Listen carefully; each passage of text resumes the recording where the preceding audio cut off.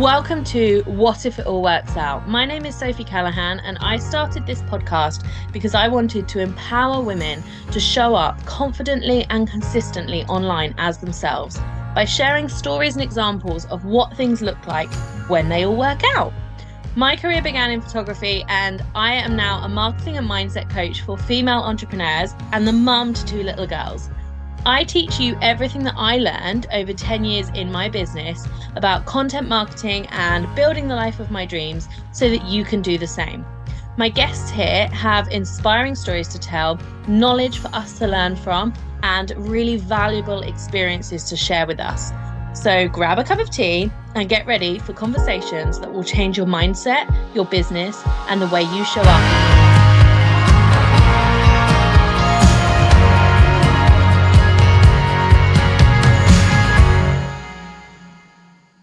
Hello everyone, welcome back to episode 5 of What If It All Works Out. No guests today, just me today, and I wanted to have a chat about something that I've found is truly fundamental to showing up online regularly for your business.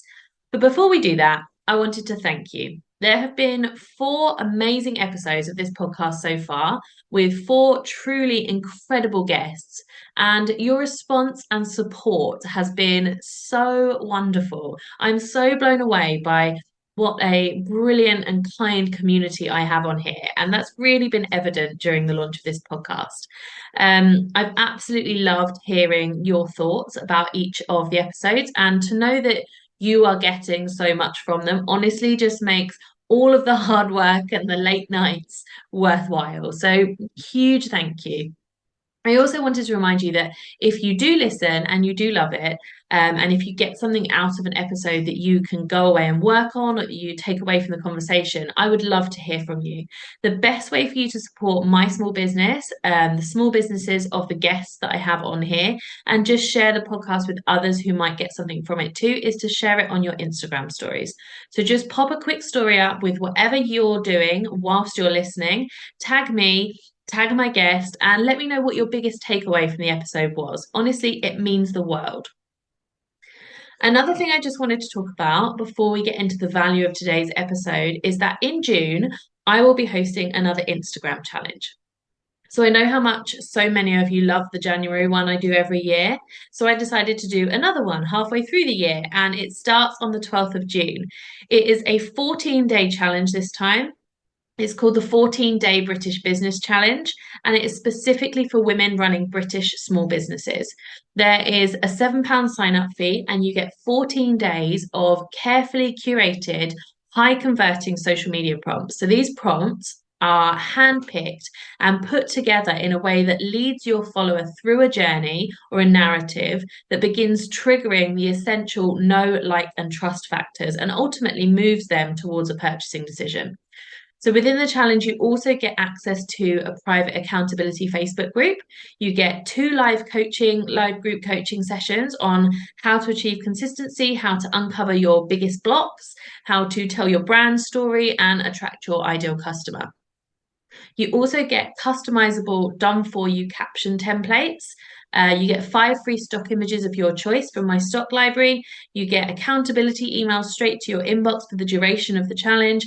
And you get the opportunity to ask for feedback, share your content, ask questions, and make lasting connections within the group. As I said, we kick off on the 12th of June.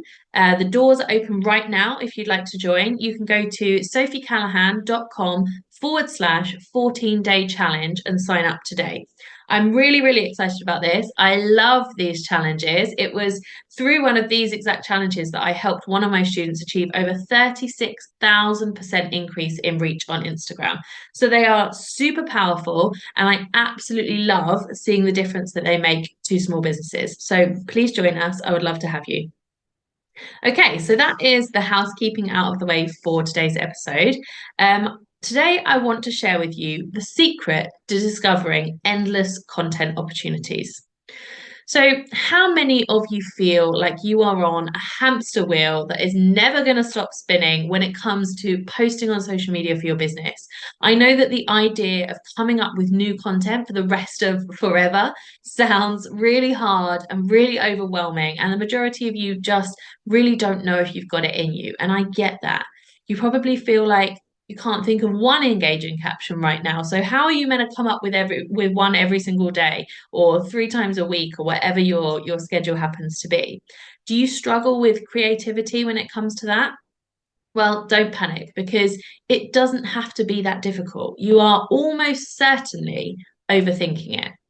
Because here's what I know to be true: the more creativity you use, the more you have. You cannot use up your creativity. Creating is a skill. The more you do it, the better you get at it. And creativity is a muscle, and the more you use it, the stronger it becomes.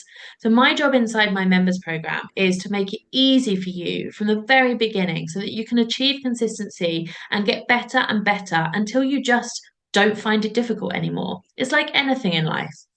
Most of you probably know how to drive. So remember when you were learning to drive, and at the beginning you had to focus so hard on every single step, mirror, signal, maneuver, and all of that.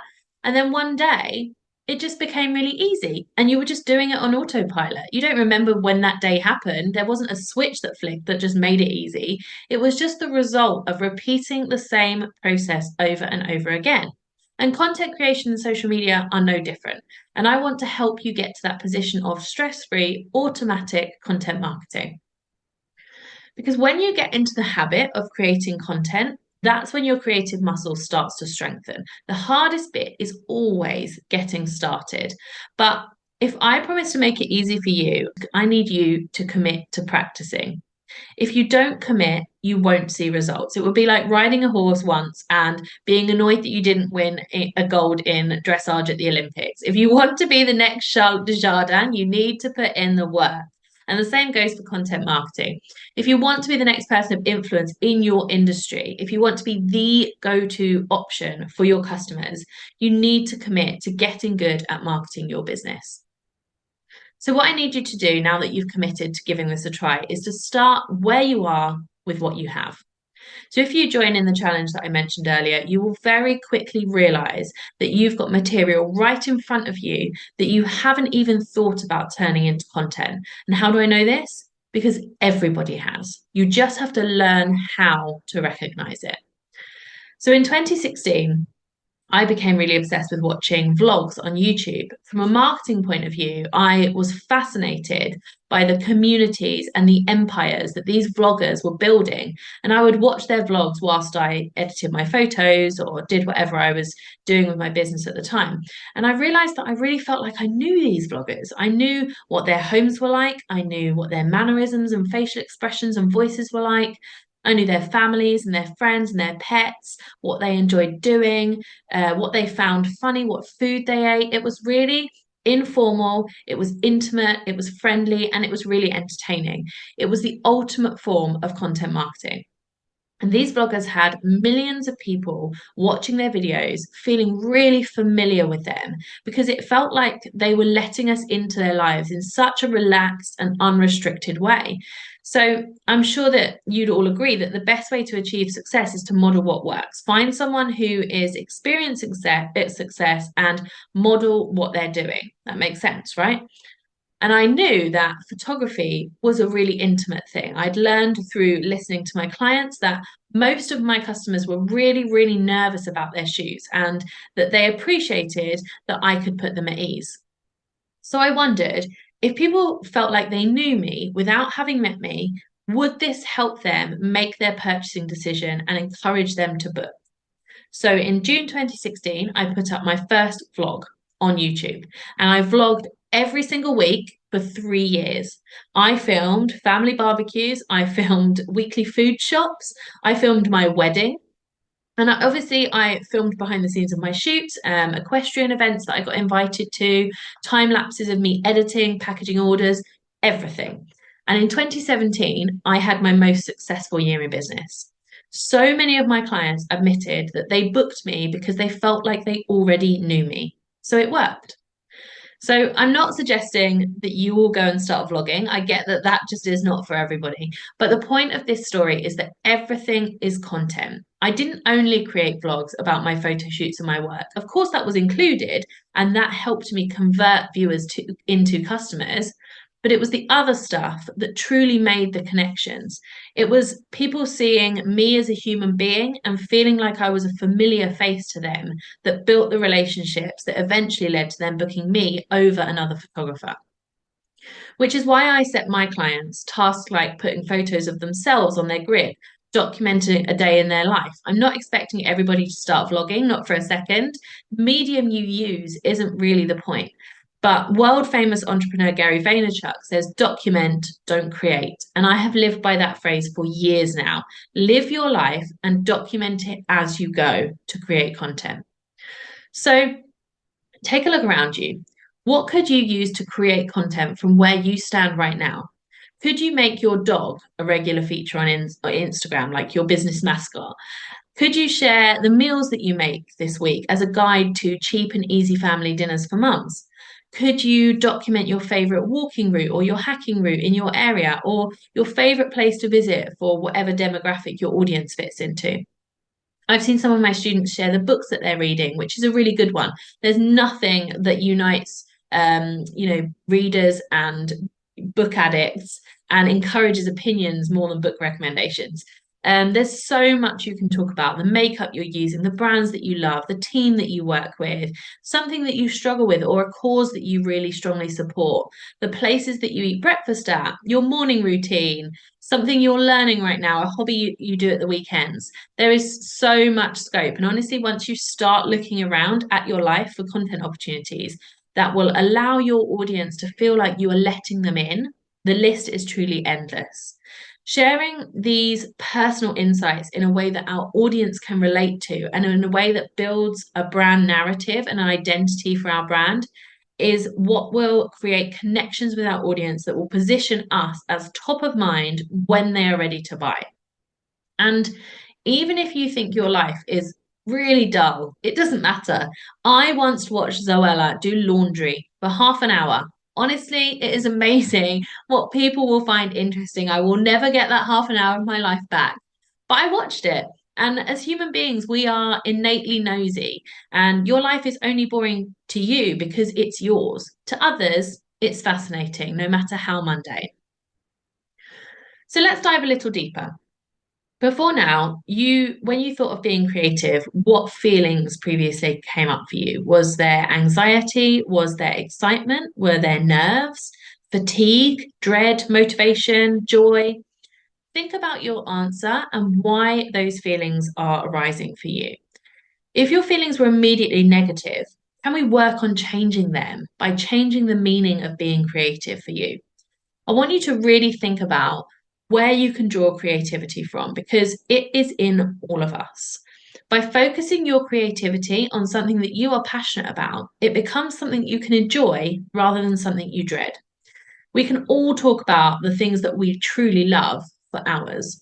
And when you are motivated to share a message that you really believe in with your audience, your focus will shift from the negative belief that you aren't creative to the positive belief that you have something worth sharing. So you don't need to be stereotypically creative to create truly wonderful content. If you are more of a process-driven, systematic person, then you can use processes and systems to create your content. You will see the same results.